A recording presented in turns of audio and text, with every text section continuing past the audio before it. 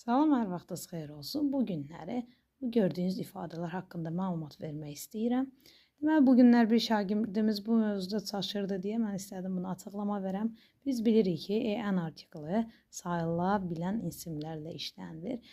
Yalnız burada diqqətimizi çəkən nədir? Burada silk, gold, iron, cotton, woolen sözləridir ki, bu sözlər isim kimi sayıla bilməyəndir.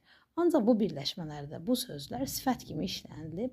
Ona görə biz artiklı həmin bu ilk gördüyümüz sözə yox, aid olduğu ismə qoyuruq biz bu artikelləri.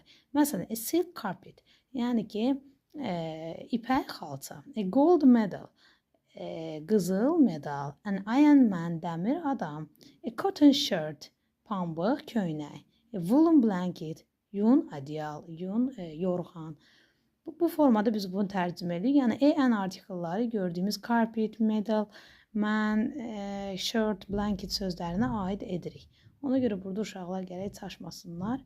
Bizdə burada verilən silk, gold, iron, cotton, woolen sözləri isə burada isim yox, sifətdirlər.